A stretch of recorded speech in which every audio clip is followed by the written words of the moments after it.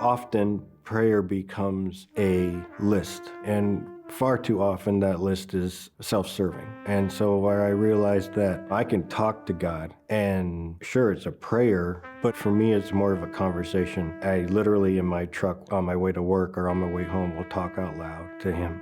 Talking to God was easier than praying.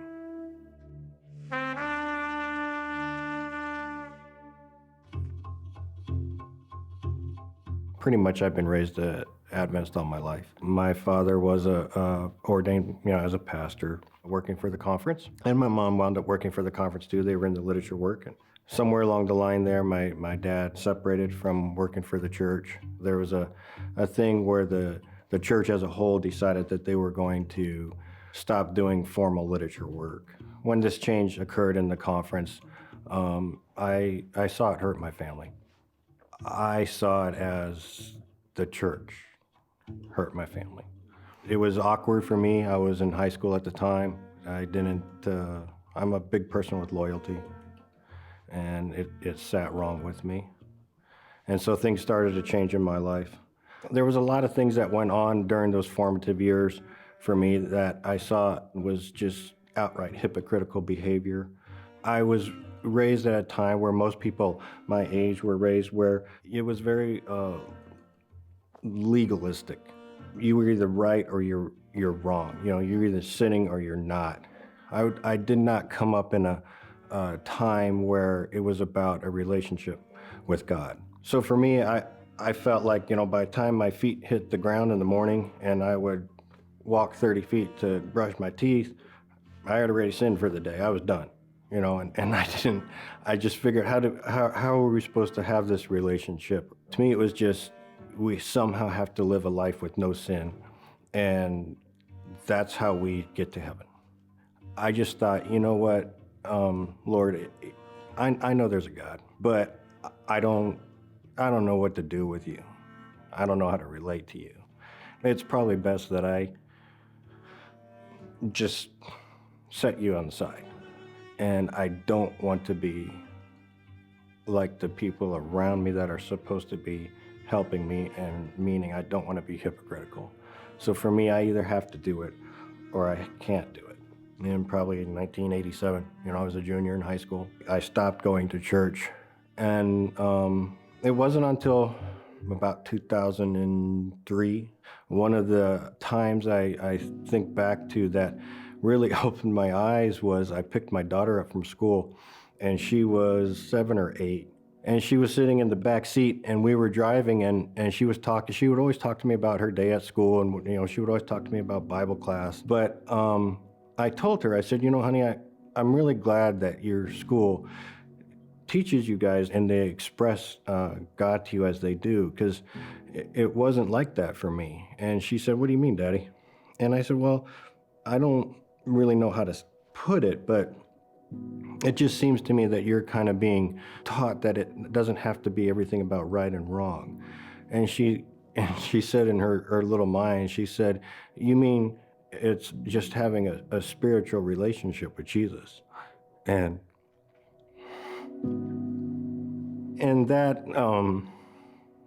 that was a huge turning point, in my head. And a few years before that, I hadn't gone to church in years, and something was telling me, you need to take your daughter to church. You need to take your daughter to church. So Carla and I went to church, and it was university church, and we came in a little bit late. All of a sudden, the person got up to preach, and his voice was very clear to me in my head, and I looked up, and it was Randy. And the significance of that is, in this time where I had decided I don't think I want to follow through with Christianity, so to speak, I had come to Loma Linda for PT school, and I was sitting in class one day, and so we had this teacher, and it was an ethics type class, patient ethics. And he was very believable, and the teacher was Randy.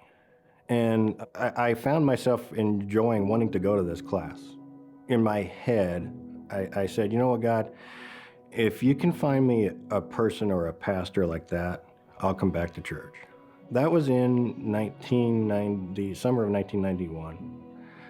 And it's really interesting how God works, because my life went on and it was very different than it is. It was very deviant to what it is now. You know, for God to have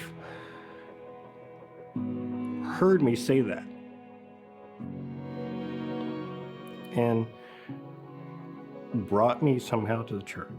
And the person I asked for was actually him. I said, okay, God, I get it, you know. And so I went home and I told Terry, and I said, we're going to start going to church. Terry and I would go to church, and we would sit there, and everybody has to be the armchair quarterback, right? And so I would sit there, and after church, I'd tell Terry, man, why is that being said? Or what are they doing with that? She said, well, why don't you, get involved instead of, always telling me about it? And I said, no, they don't want me doing anything there, trust me. A couple years went by, and then Joelle got up front, and she said that they were going to start trying to further the discipleship program, and they were looking for people to be involved, and if you wanted to be involved. And I kind of started walking out, and I saw Joelle there, and I turned around and I went back, and I gave her my information, and we went home, and I walked in the house and the phone rang, and it was Joelle. And I said, okay, and I thought, wow, that was quick, they must be desperate. I would do it, So one day I came out of a little meeting that we were in, and I ran into Marvin Ponder, and he helped me understand that doing things at church didn't always have to be something you were asked to do. And it made sense, because that's how my father was. Sometimes it's that you see it needs done and you do it. And you shouldn't wait around to be asked. And I just let things kind of evolve from there. I became head elder about 7.5 years ago. My intent with being a head elder was not to draw attention to myself. It was to further what was necessary with the church and get things done.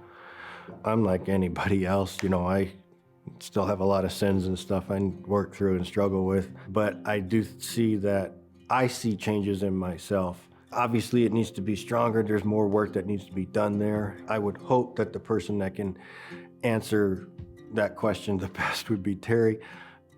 Terry used to tell me, if you can't say something nice, don't say nothing at all. It's been a few years since I've heard that, so I'm gonna guess that something has changed. And the person that I am at church needs to be the person that I am at home and the person I am at work. The person that is up front needs to be the same person that somebody can approach when you step off of the platform.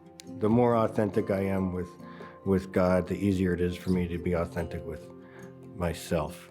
And the more authentic I can be with myself, the more helpful I can hopefully be to other people. If we as a church are going to have a motto of discipleship, then it has to be more than a sermon. Be a disciple yourself, which is one that is willing to learn, as well as discipling others, which is one that is willing to teach. And I don't think that means teach from a point of, sit down here, I got something to tell you. I think that means that I believe when it comes into my practice that at work, that the best teaching I can do for my staff is to be an example of what I want done. And I feel the same thing is necessary at church, because this is not the goal. Coming here to church and sitting here and hearing a sermon, this is a part of our life that's very important, a part of our life that is necessary. But if this is all that we do, then time is just going to keep going on, and we're never going to get out of here. Our goal has to be that our personality and character emulates what God needs of us for his work to be done. Because the goal is not for me to live 80 years and once a week go to church. The goal is for me to grow my relationship with God and to help others grow theirs so that his work is done and we can go home. We can go to heaven.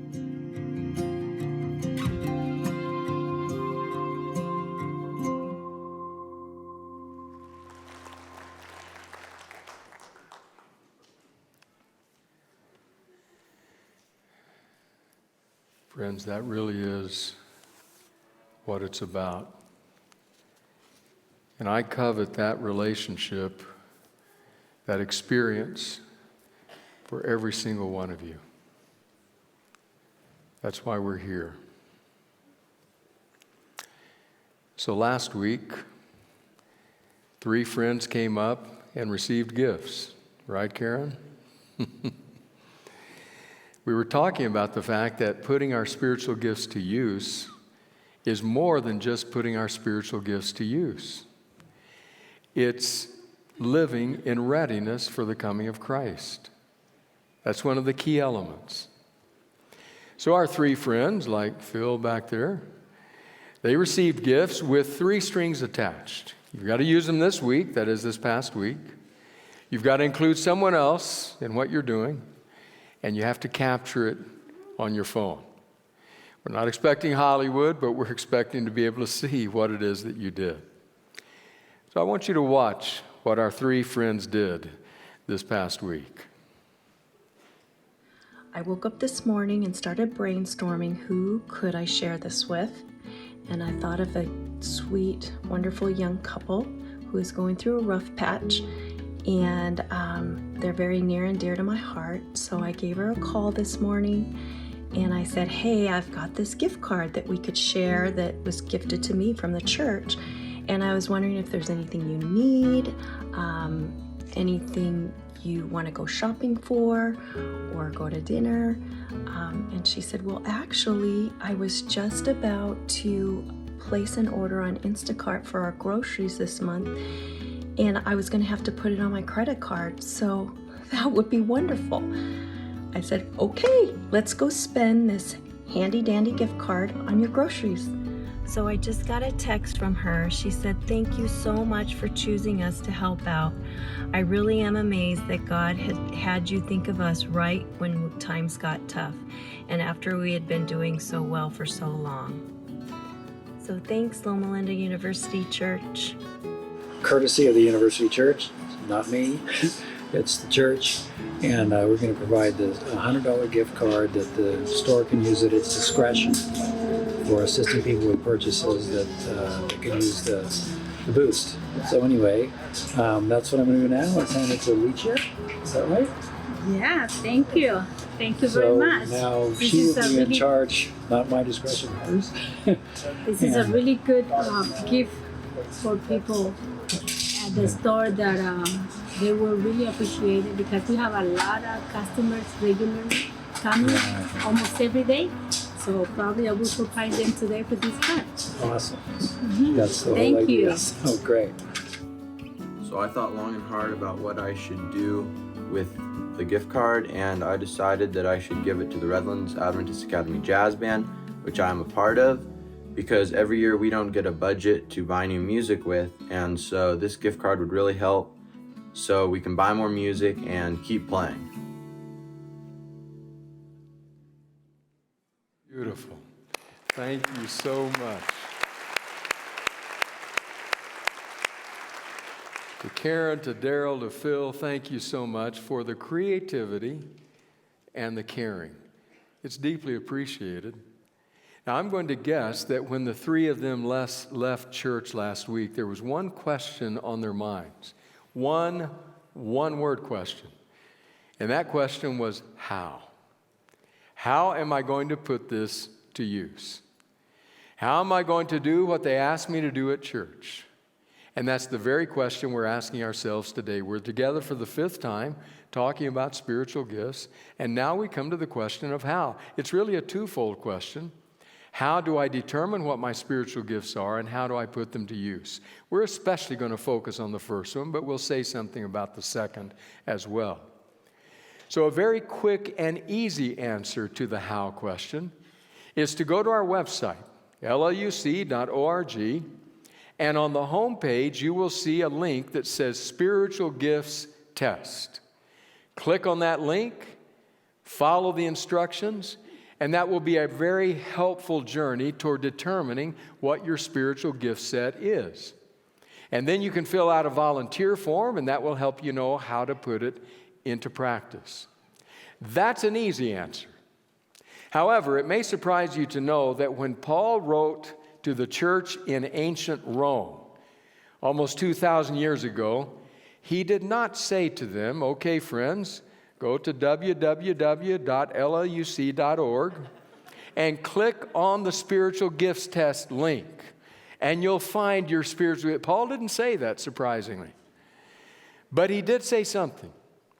And it's what he said that we need to take note of today, because that's a much deeper, more personal, and more spiritually demanding process to be able to answer the how question. So we go to Romans chapter 12. I'm going to start by just saying a word about where this passage is going, because we've already discussed that, and today we're going to focus on the first part of the passage. So, where is this passage going? It's going to say we are all the body, and every single person is a member of the body, and every member of the body has something to contribute, and what you have to contribute is a spiritual gift, and that's how the body grows to maturity. That's where Paul is headed. But before he gets there, he's going to say something about how to discover our spiritual gifts. So let's read the passage, and then we'll go back and focus on the one verse we want to zero in on today. Romans chapter 12, starting in verse 3. For by the grace given me, I say to every one of you, do not think of yourself more highly than you ought, but rather think of yourself with sober judgment, in accordance with the faith God has distributed to each of you. For just as each of us has one body with many members, and these members do not all have the same function, so in Christ we, though many, form one body, and each member belongs to all the others. We have different gifts according to the grace given to each of us. So that's where Paul is going. But on the way, he has said, if you want to know how to find your spiritual gift or your spiritual gift set, you will need to exercise a mixture of three things: of humility, of judgment, and of faith. So let's go back and read that in verse 3. He says, for by the grace given me, I say to every one of you, do not think of yourself more highly than you ought, but rather think of yourself with sober judgment in accordance with the faith God has distributed to each of you. So he's talking about doing a self-assessment. And that self-assessment needs to include those three ingredients: humility, judgment, and faith. Self-assessments are not easy. Self-assessments aren't easy because we don't really like to look at those parts of ourselves that aren't matured, that we're not particularly proud of, or that we don't like. It's just like not looking your best and saying to someone, don't take a picture of me. We don't want to see that. But he says you're going to need to do a self-assessment even if it is painful. It's like the old story of the old desert nomad in his tent at midnight when he wakes up and he's hungry. He lights the candle beside his bed and spies a bowl of dates. He takes a date and takes a bite out of that sweet succulence, only to look down in the candlelight and see it has a worm in it. He throws that date out of the tent. Gets another date, another bite, another worm. That one's out of the tent. Another date, another bite, another worm. But he's hungry. So he blows out the candle and eats all the dates in the darkness. That's what it likes with self-assessment. I don't want to see those things. So let me blow out the candle and not have any light when I look in the mirror. But Paul says, no, I want you to assess yourselves in a spiritually rigorous manner. And that assessment includes humility, judgment, and faith. So notice how, first of all, it includes humility. Verse 3, for by the grace given me, I say to every one of you, do not think of yourself more highly than you ought. Don't think of yourself more highly than you ought to think of yourself. Humility has to do with how we see ourselves, how we understand ourselves. Paul does not want us to understand ourselves as wretched worms. He just says, don't think of yourself more highly than you should. He wants us to have a fair estimate of ourselves, but he wants it to be a humble one. I don't know for sure who it was that first uttered the words, because it seems like a number of different people take credit. All I can tell you is it wasn't me. But I do love the words. The definition of humility that you've heard, it's one worth reminding ourselves of often. Humility is not thinking less of yourself. It's thinking of yourself less. That's humility. That's what Paul is driving us toward. That's what he wants us to exercise as we're trying to understand who we are spiritually in the sight of God. Be humble. We have a problem with that in our country. Maybe in the world, but I know more about our country. That's what David Brooks, the New York Times columnist, says. He says, we have this magnification of self in America that is affecting much of what we do. If you want to know, if you wonder what it is that would cause Brooks to write that, well, he'll give you some things to think about. I'm going to give you just a list of what he says is true, and that's why he says these things. When pollsters ask people from around the world to rate themselves on different traits, Americans usually supply the most positive self-ratings. We really like ourselves. Although American students do not perform well on global math tests, they're among the world leaders in having self-confidence about their math abilities. We're not very good at it, but we really like what we're able to do. 94% of college professors believe they have above-average teaching skills. Now, I'm no mathematician, but I don't think it's possible for 94% of the professors to be above average. Or what about this one? 70% of high school students surveyed claim they have above average leadership skills, and only 2% are below average. 2%. A few decades ago, it would have been unthinkable for a baseball player to celebrate himself in the batter's box after hitting a home run. Today, it is routine. Similarly, pop singers wouldn't have composed songs about their own greatness. Now those songs dominate the charts. The number of high school seniors who believe that they are a very important person in the 1950s, 12%, in the 1990s, 80%. American men are especially susceptible to the perils of overconfidence. Men unintentionally drown twice as often as women, because men have great faith in their swimming ability, especially after drinking. In short, Brooks concludes, there's abundant evidence to suggest that we have shifted a bit from a culture that emphasized self-effacement, I'm not better than anybody else, but nobody's better than me, to a culture that emphasizes self-expansion. And Paul says, if you're going to find your spiritual gift, you need to exercise a mixture that includes humility. Read this past week, a dentist says to the young patient in his chair, "You need a crown." And she says, "I know, right?"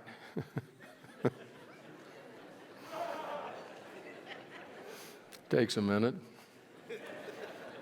I also read that if you want to know the true estimate of a man, it probably lies somewhere between what his mother thinks of him and what his mother-in-law thinks of him. Somewhere in between those two is probably the true estimate of the man.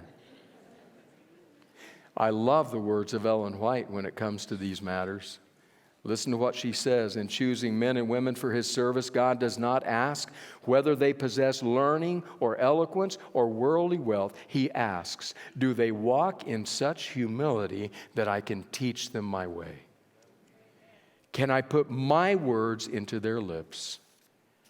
Will they represent me? Do you want to know what your spiritual gift set is? Approach it with humility. Paul says you'll need to exercise a mixture of humility and, secondly, judgment.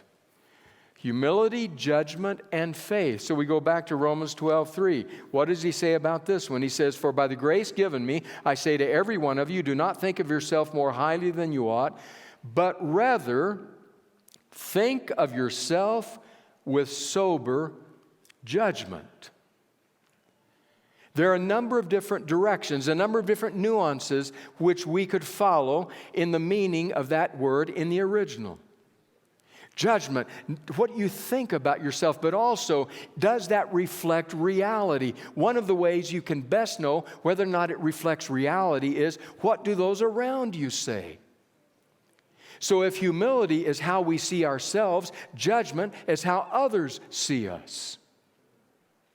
In fact, it was a long time ago that I came across the concept somebody shared with me that is precisely true, and that is a call. That is an invitation by God, a call of God on your life to be a pastor, to be a physician, to be a dentist, to be a pilot, to be a writer, to be a teacher. Whatever that call is on your life is best confirmed in community.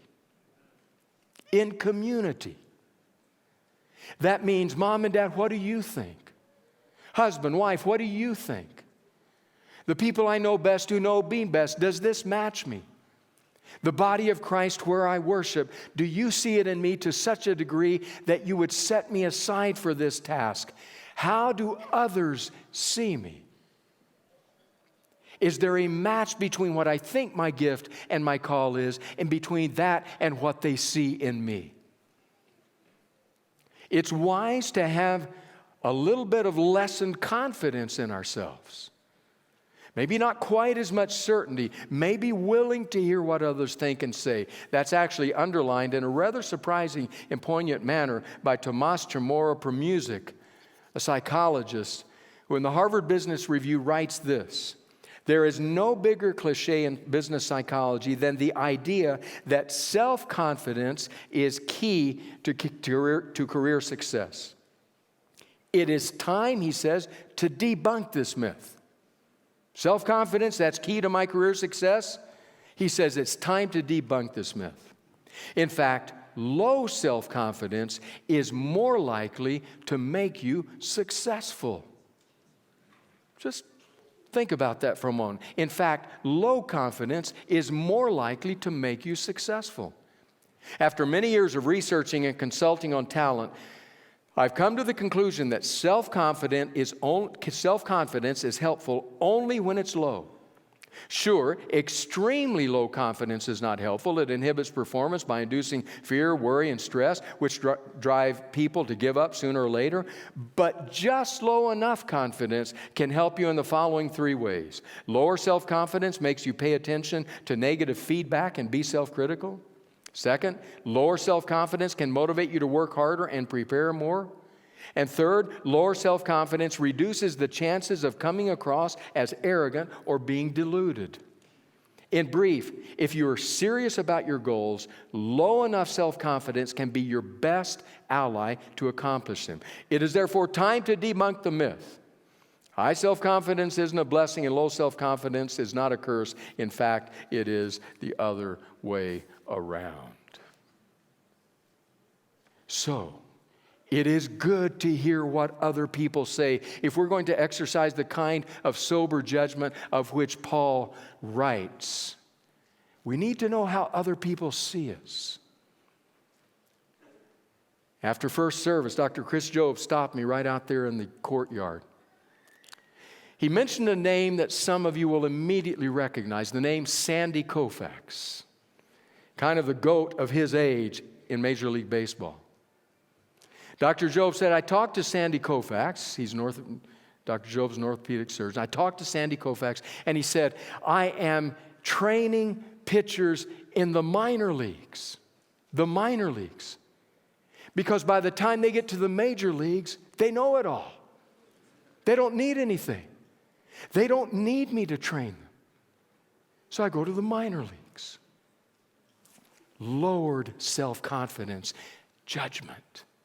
I remember listening to a conversation that I really shouldn't have been a part of as I think back on it now. In fact, this week I couldn't even remember why I was a part of it. Maybe I was just in a place and eavesdropped.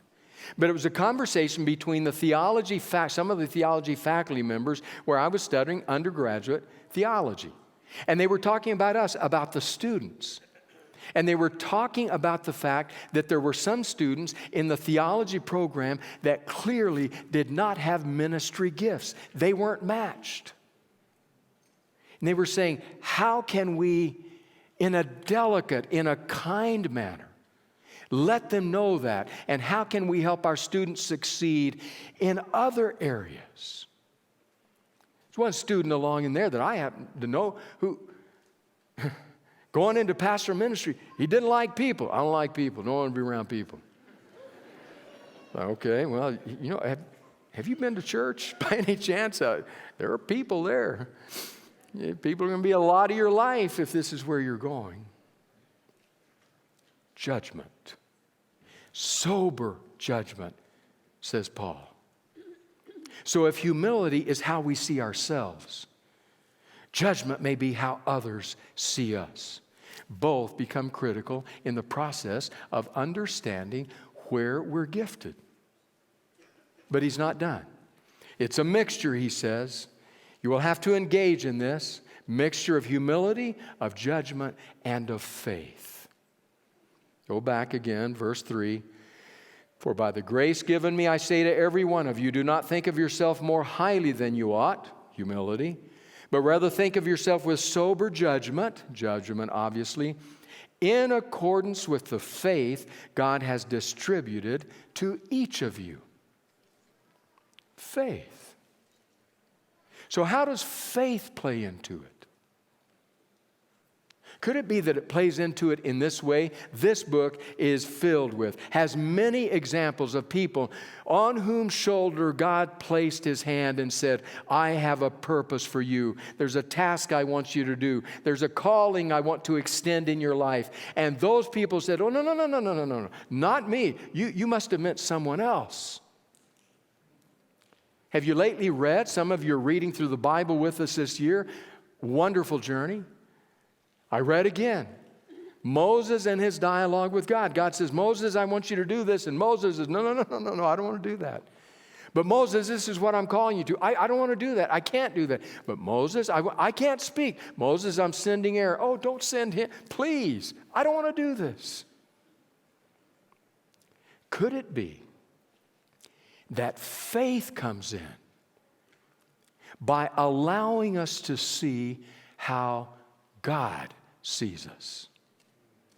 If humility is how we see ourselves, if judgment is how others see us, then faith is being able to see how God sees us. I have placed something in you. You may not be aware of it. You may not understand it yet. You may not even be willing to consider it yet. But when you're ready to exercise the degree and the level, the measure of faith I have placed within you, you'll be able to see it. Remember Isaiah? I would love to be able to respond as Isaiah did, but I'm not even sure Isaiah wanted to respond. God calls him and he says, here am I, Lord. And I think what he wanted to say was, send Jeremiah. And Jeremiah didn't want to do it. No, I don't want to do it. I'm not capable. I can't speak. I'll put my words in your mouth. Oh, no. Jeremiah, my call is on you. And it's like as though he finally says, well, I guess. I mean, at least it rhymes with yes. And so that's what God did. Maybe that's the faith we need. The faith to understand that God has woven something into us which we can't understand and at times don't even want to use. But he says, I've given you faith to see and to understand how I see you. I was thinking about this and just pondering the times over the years, more than I probably might wish to admit, waking up early on a Sabbath morning and thinking, the last thing I want to do is go preach. My tank is empty. I'm tired. It's been a rough week. I've been too impatient. I'm not sure I spent enough time with the text. God, is there any way? Maybe today, God, it's the time for the big one. Just the earthquake, and then I won't have to do it. Something. Please. That feeling. Other times, a feeling, this is too great a task. I don't want to follow it. Anita has been so fundamentally important in my life. Those kinds of moments. You know how others see us? God isn't done with you. His call's on your life. Somehow it takes a trembling, shaking faith for most of us at times to be able to grasp how God sees us. It wasn't until yesterday afternoon that I saw that video that we saw just a bit ago. And to think that 30 years ago, teaching a whole person care class to PT students, that somehow the Spirit of God was moving in our midst. And that a decade, 15 years later, God would tap two of us on the shoulder. One to say, I want you to come. And the other to say, see, you need to have faith. And now he's an esteemed colleague in our ministry here at this church. It's just amazing what God does. Faith has to be a part of that mixture. You're sitting there today and you may be tempted to think, I don't have anything. There's nothing special I can offer either this body or Christ's people out in the world that he's still seeking. But there is something there in every single one of you. You notice, I've read it 3 or 4 times just this morning. Paul says, to every one of you I say. It's every single one of us. So what your prayer may need to be is, God, increase my faith so that I can actually see me as you see me and recognize that there's something of value, something that you can use. Do you know that there are people sitting here that can change the world for somebody else? For another community? People sitting here today that if you open yourself to God, God will do things that will leave you stunned, thinking, I had no part of that. But you did. Because God wove that into the fabric of who you are. And that's why Paul writes about the gifts. He wants the body of Christ to know you are gifted. It is within you to do something. And so we come to this last time together and say, then how? How do we do it? Well, the simple, quick, easy answer. Go to LLUC.org and click on the spiritual gifts test and take it. And then fill out a volunteer form. But the much deeper, probing, penetrating answer is to ask yourself some questions. First, having to do with humility. How do I see myself? Do I see myself as a worm? Or do I see myself as the Savior? You're neither. But you need to see yourself truly, realistically, with humility. How do others see me? Are people saying, I see this in you, you're good at that? Have you ever considered, God, help me to see how others see me? But most of all, those questions about faith. God, please, would you give me a robust faith? Yes, a faith that accepts what Jesus has done for me without question. But right now, even more, a faith that allows me to see what you see in me. That's how Paul says it happens. The exercise of that mixture of faith and judgment and humility. So I guess that's the end. The only thing left now is, will you act? Gracious God, give us the faith, give us the courage to act. In Jesus' name, amen.